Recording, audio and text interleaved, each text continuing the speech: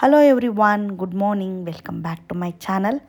So ಬೆಳಗ್ಗೆನೇ ಎದ್ದಿದ ತಕ್ಷಣ ಎಲ್ಲೋಗ್ತಿದ್ದೀವಿ ಅಂತ ನೋಡ್ತಾ ಇದ್ದೀರಾ. ಸೊ ವೀಕೆಂಡ್ ಆಗಿದ್ದರಿಂದ ಮಾರ್ನಿಂಗ್ ಬ್ರೇಕ್ಫಾಸ್ಟ್ ಹೊರಗಡೆ ಹೋಟೆಲಲ್ಲಿ ತಿನ್ನೋಣ ಅಂತ ಹೋಗ್ತಾ ಇದ್ದೀವಿ. ಇವತ್ತು ಬೇರೆ ಹೋಟೆಲ್ ಚೇಂಜ್ ಮಾಡಿದ್ದೀವಿ, ಅನ್ನಲಕ್ಷ್ಮಿ ಅಂತ.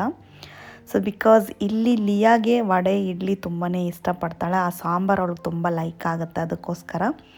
ಸೊ ಇಲ್ಲಿ ಏನೇನು ಬ್ರೇಕ್ಫಾಸ್ಟ್ ಇರುತ್ತೆ ಅನ್ನೋದನ್ನು ಅವರು ಈ ರೀತಿ ಒಂದು ಗ್ಲಾಸಲ್ಲಿ ಈ ರೀತಿ ಡಿಸ್ಪ್ಲೇ ಮಾಡಿಟ್ಟಿದ್ದಾರೆ. ನಮ್ಗೆ ಯಾವ್ದು ಬೇಕೋ ಅದನ್ನು ನಾವು ನೋಡಿಕೊಂಡು ತೊಗೋಬೋದು.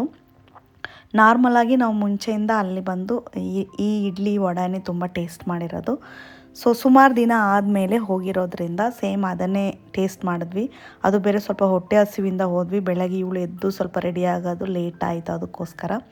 ಸೊ ಈ ಹೋಟೆಲದ್ದು ಎಸ್ಪೆಷಲಿ ಇವಳಿಗೆ ಸಾಂಬಾರು ತುಂಬಾ ಇಷ್ಟಪಟ್ಟು ತಿಂತಾಳೆ. ಸೊ ಹಾಗಾಗಿ ಅವಳಿಗೆ ಇಡ್ಲಿ ವಡೆನೇ ತುಂಬಾ ಇಷ್ಟ ಆಗುತ್ತೆ. ಅದೇ ಬ್ರೇಕ್ಫಾಸ್ಟಾಗಿ ತಿಂತಾಳೆ. ಬೇರೆ ಎಲ್ಲೋದ್ರೂ ಅವಳು ಇಡ್ಲಿ ವಡೆ ಟ್ರೈ ಮಾಡಲ್ಲ. ಬಿಕಾಸ್ ನನಗೆ ಇಡ್ಲಿ ವಡೆ ಅಲ್ಲೇ ತಕ್ಕೊಡಿ ಅಂತಾಳೆ. ಬೇರೆ ಎಲ್ಲೋದ್ರೂ ಪೂರಿ ಆ ರೀತಿ ಏನಾದರೂ ಒಂದು ತೊಗೊಂಡು ಬರ್ತಾಳೆ. ಸೊ ಬ್ರೇಕ್ಫಾಸ್ಟ್ ಎಲ್ಲ ಮುಗಿಸ್ಕೊಂಡಾದ್ಮೇಲೆ ಇವತ್ತು ತುಂಬ ಕೆಲಸಗಳಿದೆ. ಹೋಗ್ತಾನೆ ನಮ್ಮ ಸ್ವಲ್ಪ ಗ್ರಾಸರೀಸ್ ಎಲ್ಲ ತೊಗೊಂಡು ಹೋಗಬೇಕು. ಸೊ ಹಾಗಾಗಿ ಇವ್ರು ಏನು ಮಾಡ್ತಾರಂದರೆ ಬ್ರೇಕ್ಫಾಸ್ಟ್ ಮುಗಿಸ್ಕೊಂಬಿಟ್ಟು ಹೋಗಬೇಕಾದ್ರೆ ನನ್ನನ್ನು ಅಲ್ಲಿ ಗ್ರಾಸರಿ ಶಾಪಲ್ಲಿ ಇಳಿಸ್ಬಿಟ್ಟು ಹೋಗ್ತಾರೆ. ಸೊ ಇವ್ರು ಹೋಗಿ ಅಲ್ಲಿ ಮನೇಲಿ ರೆಸ್ಟ್ ತೊಗೊಳ್ತಾರೆ. ನಾನು ಗ್ರಾಸರೀಸ್ ಏನೇನು ಬೇಕು ಇವತ್ತು ಅಡುಗೆಗೆ ಅಂತ ಹೇಳಿ ಹೋಗಿ ತೊಗೊಂಡು ಬರ್ತೀನಿ. ಸೊ ಹಾಗೆ ನಾನ್ ವೆಜ್ಜು ತೊಗೊಂಡು ಬಂದುಬಿಡ್ತೀನಿ. ಇಲ್ಲಿ ಬಂದರೆ ನನಗೆ ಪ್ರತಿಯೊಂದು ಸಿಕ್ಬಿಡುತ್ತೆ. ಸೊ ನಾನ್ ವೆಜ್ಜು ತೊಗೋಬೋದು, ಪ್ಲಸ್ ನನಗೇನು ಬೇಕು ಗ್ರಾಸರೀಸ್ ಎಲ್ಲನೂ ತೊಗೋಬೋದು. ಅದು ಅಲ್ಲದೆ ಸ್ವಲ್ಪ ಲಿಯಾಗೆ ಬೇಕಾಗಿರುವಂಥ ಕೆಲವು ಐಟಮ್ಸ್ ಎಲ್ಲನೂ ತೊಗೊಂಡಿದ್ದೀನಿ. ಅವಳಿಗೆ ಸ್ವಲ್ಪ ಡ್ರಾಯಿಂಗ್ ಮಾಡೋದಕ್ಕೆಲ್ಲ ಬೇಕು. ಎಲ್ಲ ಪರ್ಚೇಸ್ ಮಾಡಿಕೊಂಡು ಮನೆಗೆ ಬಂದಿದ್ದೀನಿ. ಈ ಮೆಟೀರಿಯಲ್ ಬಂದು ನಮ್ಮ ಕನ್ಯಾಸ್ ಬೊಟಿಕ್ಸಲ್ಲಿ ಲಾಂಚ್ ಆಗಿದೆ. ಸೊ ಈ ಮೆಟೀರಿಯಲ್ ಬಂದು ನಿಮಗೆ ಸಿಲ್ಕ್ ಮೆಟೀರಿಯಲ್ಲಿ ಮಾಡಿರುವಂಥ ಹೆವಿ ಆರಿ ವರ್ಕ್, ಅಂದರೆ ಬ್ರೈಡಲ್ ಯೂಸ್ ಮಾಡುವಂಥ ತುಂಬ ವೆಯ್ಟಲ್ಲಿರುವಂಥ ಆರಿ ವರ್ಕ್ ಬ್ಲೌಸ್ ಪೀಸ್ ಅಂತಲೇ ಹೇಳ್ಬೋದು.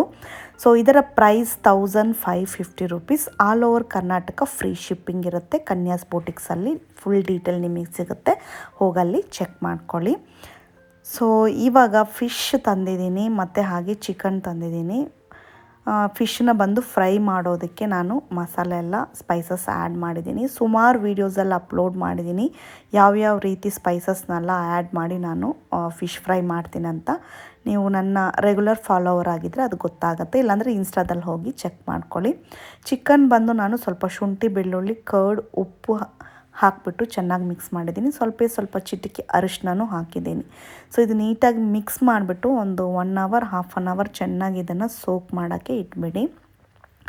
ನೆಕ್ಸ್ಟು ರೈಸು, ಸೀರಾ ಸಂಬಾ ರೈಸ್ ತೊಗೊಂಡಿದ್ದೀನಿ. ಸೊ ಇದೊಂಥರ ತಲಪಾಕಟ್ಟಿ ಬಿರಿಯಾನಿ ಥರ ಮಾಡಬೇಕು ಅನ್ನೋದನ್ನು ಟ್ರೈ ಮಾಡ್ತಾಯಿದ್ದೀನಿ. ಸೊ ಅದಕ್ಕಾಗಿ ಇದನ್ನು ಟ್ರೈ ಮಾಡ್ತಾಯಿದ್ದೀನಿ. ಸೊ ಇದು ನೆಕ್ಸ್ಟ್ ಟೈಮ್ ಫುಲ್ ವಿಡಿಯೋಸ್ ನಿಮಗೆ ಅಪ್ಲೋಡ್ ಮಾಡ್ತೀನಿ. ಈ ಸತಿ ಹೇಗೆ ಬಂತು ಅಂತ ನೋಡಿಬಿಟ್ಟು ನೆಕ್ಸ್ಟ್ ಟೈಮ್ ನಿಮಗೆ ಅದನ್ನು ಅಪ್ಲೋಡ್ ಮಾಡ್ತೀನಿ.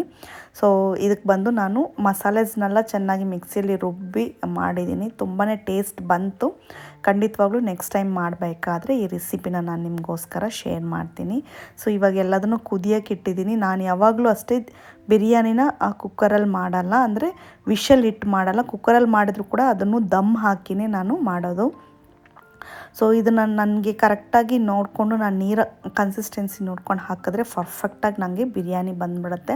ಸೊ ಫಿಶ್ ಫ್ರೈ ಮತ್ತು ತಲಪಾಕಟ್ಟಿ ಸ್ಟೈಲಲ್ಲಿ ಬಿರಿಯಾನಿ ಮಾಡಿದ್ದೀನಿ ಮತ್ತು ಸೈಡ್ಗೆ ದಾಲ್ ಕರಿ ಮಾಡಿದ್ದೀನಿ. ತುಂಬಾ ಟೇಸ್ಟಾಗಿತ್ತು. ಸೊ ತುಂಬ ಟೇಸ್ಟಾಗಿತ್ತು. ಸೊ ಒಂದೊಂದು ಸತಿಗೂ ನಾವು ಬಿರಿಯಾನಿ ಮಾಡಬೇಕಾದ್ರೆ ಒಂದೊಂದು ಡಿಫ್ರೆಂಟ್ ಸ್ಪೈಸಸ್ ರೀತಿಯಲ್ಲಿ ಆ್ಯಡ್ ಮಾಡಿ ಅದನ್ನು ನಾವು ಮಾಡಬೇಕಾದ್ರೆ ನಮಗೆ ಡಿಫ್ರೆಂಟ್ ಆಗಿರುವಂಥ ರುಚಿ ಸಿಗುತ್ತೆ. ಅದೇ ರೀತಿ ರೈಸಲ್ಲೂ ಡಿಫ್ರೆಂಟಾಗಿ ವೆರೈಟೀಸ್ ಇರುತ್ತೆ. ಆ ರೈಸ್ನು ನಾವು ಹಾಕ್ಕೊಂಡು ತಿಂದಾಗ ನಮಗೆ ಡಿಫ್ರೆಂಟಾಗಿ ಆ ಫ್ಲೇವರ್ ಟೇಸ್ಟಿಗೆ ಸಿಗುತ್ತೆ. ಸೊ ಲಿಯಾಗೆ ಬಂದು ಈ ರೀತಿ 3/4 ಪ್ಯಾಂಟ್ ತುಂಬ ಬೇಕಂತ ಇದ್ಲು. ಒಂದು 3 ಪ್ಯಾಂಟ್ ಅಮೆಝಾನಿಂದ ಆರ್ಡ್ರ್ ಮಾಡಿದ್ದೀನಿ. ಕ್ವಾಲಿಟಿ ಚೆನ್ನಾಗಿದೆ.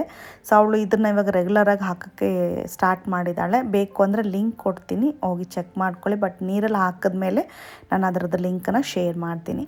ಸೊ ನಾವು ಚೆನ್ನಾಗಿ ಊಟ ಎಲ್ಲ ಮಾಡಿಕೊಂಡು ಸ್ನಾನ ಎಲ್ಲ ಮಾಡಿಕೊಂಡು ರೆಡಿ ಆಗಾಯಿತು. ಸೊ ಎಲ್ಲಿಗೆ ಹೋಗ್ತಿದ್ದೀವಿ ಅಂದರೆ ರೀಸೆಂಟಾಗಿ ಬ್ಯಾಂಗ್ಳೂರಲ್ಲಿ ಏಷ್ಯನ್ ಮಾಲ್ ಓಪನ್ ಆಗಿದೆ. ಸೊ ಅದಕ್ಕೆ ಸುಮಾರು ದಿನ ಹೋಗೋಣ ಅಂದ್ಕೊಂಡು ಇವತ್ತು ಟೈಮ್ ಸಿಕ್ತು, ಅದಕ್ಕೋಸ್ಕರ ಹೊರಟಿದ್ದೀವಿ. ಸೊ ನಮ್ಮ ಔಟ್ಫಿಟ್ ಹೇಗಿದೆ ಅಂತ ನೋಡಿ. ಈ ಡ್ರೆಸ್ ನನ್ನ ತಂಗಿ ನನ್ನ ಒಂದು ಬರ್ಡೇಗೆ ಗಿಫ್ಟ್ ಮಾಡಿರೋದು. ಸೊ ನಂದು ಲಿಯಾದು ನನ್ನ ಹಸ್ಬೆಂಡ್ದು ಔಟ್ಫಿಟ್ಟು ಹೇಗಿದೆ ಅನ್ನೋದು ನನಗೆ ಹೇಳಿ.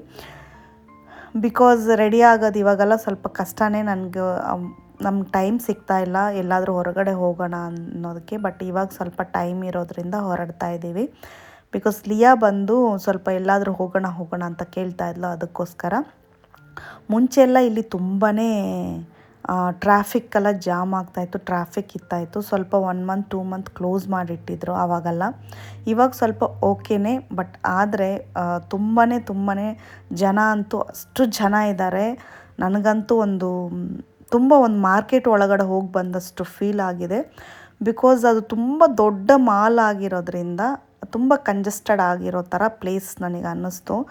ಬಿಕಾಸ್ ವೀಕೆಂಡಲ್ಲಿ ಹೋಗಿರೋದ್ರಿಂದ ಈ ರೀತಿ ಅನಿಸುತ್ತೆ. ದಯವಿಟ್ಟು ನನ್ನ ಒಂದು ಅಭಿಪ್ರಾಯ, ಸುಮ್ಮನೆ ಹೋಗಿ ಬರ್ತಾ ಇದ್ದೀರಂದರೆ ಪರವಾಗಿಲ್ಲ, ನೀವು ಹೋಗ್ಬೋದು. ಶಾಪಿಂಗ್ ಏನಾದರೂ ಮಾಡ್ತಾ ಇದ್ದೀರಂದರೆ ಖಂಡಿತವಾಗ್ಲೂ ನೀವು ಬಂದು ವೀಕ್ ಡೇಸಲ್ಲಿ ಹೋಗೋದು ತುಂಬಾ ಒಳ್ಳೆಯದು. ಸೊ ತುಂಬ ಜನ ತುಂಬ್ಕೊಂಡ್ಬಿಟ್ಟಿದ್ದಾರೆ. ಪಾರ್ಕಿಂಗಿಗೆ ನಾವು ತುಂಬ ದೂರ ಹೋದ್ವಿ, ಕೆಳಗಡೆ ಬೇಸ್ಮೆಂಟ್ 2ಅಲ್ಲೇ ನಮಗೆ ಪಾರ್ಕಿಂಗ್ ಸಿಕ್ಕಿದ್ದು. ಅಂತೂ ನಾವು 2 o'clockಗೆಲ್ಲ ಹೊರಟಿದ್ದೀವಿ. ಸಂಜೆ ಆಗಿಬಿಟ್ರೆ ಸ್ವಲ್ಪ ಕಷ್ಟ ಆಗುತ್ತೆ ಅಂತ 2 o'clockಗೆ ಹೊರಟ್ವಿ. ಸೊ ಒಳಗಡೆ ಇರೋ ಇನ್ಪುಟ್ಟೆಲ್ಲ ತುಂಬಾ ಚೆನ್ನಾಗಿದೆ, ಇಂಟೀರಿಯರ್ ಎಲ್ಲ ಚೆನ್ನಾಗಿ ಮಾಡಿಸಿದ್ದಾರೆ. ಪ್ಲ್ಯಾಂಟ್ಸ್ ಎಲ್ಲ ಪ್ಲಾಸ್ಟಿಕ್ ಪ್ಲ್ಯಾಂಟ್ಸ್ ಹಾಕಿದ್ದಾರೆ. ಲೈಟಿಂಗ್ಸ್ ಎಲ್ಲ ಬಂದು ಅಮೇಝಿಂಗ್ ಆಗಿದೆ, ವರ್ಕೆಲ್ಲ ತುಂಬ ಚೆನ್ನಾಗಿ ಮಾಡಿದ್ದಾರೆ. ಸೊ ಅದನ್ನು ನೋಡೋದಕ್ಕಂತಲೇ ಹೋಗಬೇಕು. ಬಟ್ 2 ಕಡೆ ನಿಮಗೆ ಪಾರ್ಟಿಷನ್ ಮಾಡಿಬಿಟ್ಟಿದ್ದಾರೆ. ಸೊ ಮಧ್ಯದಲ್ಲಿ ಸ್ವಲ್ಪ ಹೋಗೋ ಪ್ಲೇಸ್ ಥರ ಬಿಟ್ಬಿಟ್ಟು ಈ ಕಡೆ ರೈಟ್ ಸೈಡು ಲೆಫ್ಟ್ ಸೈಡ್ ಬಂದು ಶಾಪ್ಗಳೆಲ್ಲ ಹಾಕಿದ್ದಾರೆ ನೋಡಿ. ಈ ರೀತಿ ಇರುವಂಥ ಒಂದು ಹೊಸ ನ್ಯೂ ಮಾಡಲಲ್ಲಿ ಹಾಕಿಟ್ಟಿದ್ದಾರೆ. ತುಂಬ ಒಂದು ರೀತಿ ದುಬೈಯಲ್ಲಿರೋ ಥರ ಒಂದು ಫೀಲ್ ಆಗುತ್ತೆ. ಸೊ ಒಳಗಡೆ ಹೋಗಿಬಿಟ್ರೆ ಅಂಥ ಒಂದು ಗ್ರೀನರೀಸ್ ಥರ ಇಟ್ಟಿದ್ದಾರೆ. ಬಟ್ ಇದೆಲ್ಲ ಬಂದು ಪ್ಲ್ಯಾಸ್ಟಿಕ್ಕೆ. ಸೊ ಪ್ಲ್ಯಾಸ್ಟಿಕ್ ಆದರೂ ಕೂಡ ನ್ಯಾಚುರಲ್ಲಾಗಿ ಕಾಣ್ತಿದೆ. ಸೊ ಅದೇನು ನಮಗೆ ಪ್ಲ್ಯಾಸ್ಟಿಕ್ ಅಂತ ಅನಿಸಲ್ಲ. ನಾವು ಹೋಗಿ ಅಲ್ಲಿ ಟಚ್ ಫೀಲ್ ಮಾಡಿದ್ರೆ ಮಾತ್ರ ನಮಗೆ ಗೊತ್ತಾಗುತ್ತೆ. ಸೊ ಇದೆಲ್ಲ ನೋಡಿ ತುಂಬಾ ಒಂದು ಯುನೀಕಾಗಿ ಡಿಸೈನ್ ಮಾಡಿಸಿದ್ದಾರೆ. ಯಾವ ಮಾಲಲ್ಲೂ ನಾನಂತೂ ನೋಡಿಲ್ಲ, ಸೊ ನನಗೂ ಗೊತ್ತಿಲ್ಲ. ಬಟ್ ಇದರಲ್ಲಿ ತುಂಬ ಚೆನ್ನಾಗಿದೆ. ಅರ್ಧ ಜನ ಇದನ್ನು ನೋಡೋಕ್ಕಂತಲೇ ಬರ್ತಾರೆ, ಎಷ್ಟು ಚೆನ್ನಾಗಿ ಮಾಡಿದಾರಂತ. ತುಂಬಾ ದೊಡ್ಡದಾಗಿದೆ. ಸೊ ವಿಸಿಟ್ ಮಾಡಬೇಕಾಗಿರೋಂಥ ಪ್ಲೇಸೇ.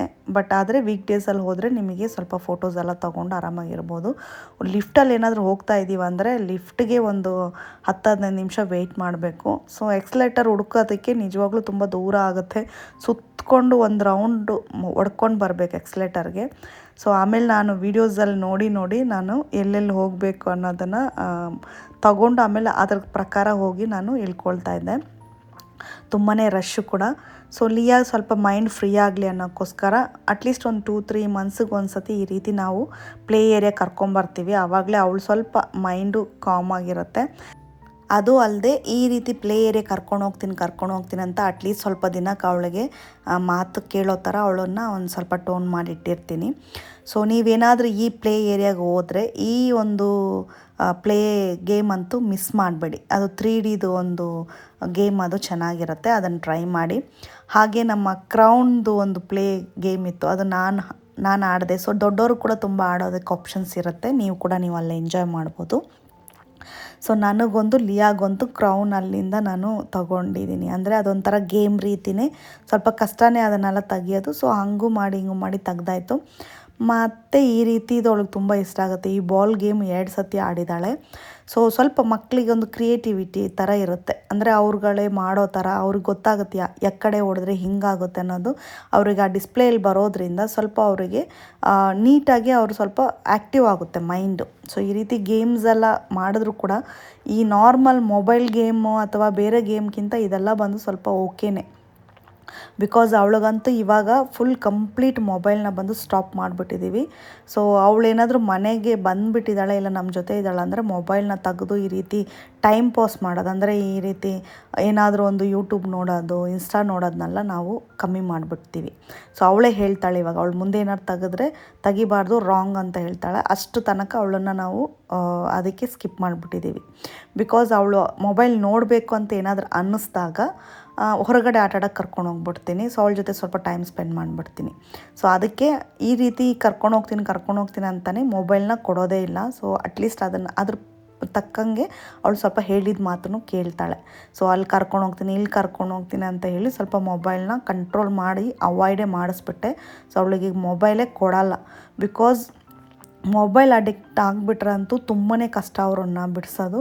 ಸೊ ಅವಳನ್ನ ತುಂಬಾ ಬ್ಯುಸಿನೂ ಮಾಡಿಟ್ಬಿಟ್ಟಿದ್ದೀನಿ. ಸ್ಕೂಲಿಂದ ಬಂದಿದ್ದ ತಕ್ಷಣ ಅವಳಿಗೆ ಒಂದು 1 hour 1.5 hour ತುಂಬ ಪ್ಲೇ ಮಾಡೋಕ್ಕೆ ಹೊರಗಡೆ ಆಟ ಆಡೋಕ್ಕೆ ಬಿಟ್ಬಿಡ್ತೀನಿ. ಮಣ್ಣಲ್ಲಿ ಎಲ್ಲ ಕಡೆ ಸ್ವಲ್ಪ ನೀಟಾಗಿ ಆಟಾಡೋ ಥರ ಆಟಾಡೋಕ್ಕೆ ಬಂದುಬಿಟ್ಟು ಆಮೇಲೆ ತಕ್ಷಣ ಟ್ಯೂಷನ್ಗೆ ಸೆಂಡ್ ಮಾಡ್ತೀನಿ. ಬಿಕಾಸ್ ಬರೀ ಓದೋದಂತಲೇ ಇರಬಾರ್ದು, ಅವಳಿಗೆ ಆಟ ಆಡೋಕ್ಕೆ ಬಿಟ್ಬಿಟ್ಟು ಸ್ವಲ್ಪ ಅವಳಿಗೆ ಮೈಂಡು ರಿಲ್ಯಾಕ್ಸ್ ಆಗಬೇಕು. ಅದೇ ರೀತಿ ಅದಕ್ಕೆ ತಕ್ಕಂಗೆ ಟೈಮಿಂಗ್ಸ್ ತಕ್ಕಂಗೆ ನಾನು ಅವಳಿಗೆ ಒಂದು ರೀತಿಯಾದ ಬ್ಯುಸಿ ಮಾಡಿಬಿಟ್ಟಿದ್ದೀನಿ. ಅದೇ ಥರ ಎಂಜಾಯ್ ಮಾಡಿಕೊಂಡು ಅವಳು ಆ ಟೈಮ್ನೆಲ್ಲ ಕಳೆಯೋ ಥರ ಮಾಡಿದ್ದೀನಿ.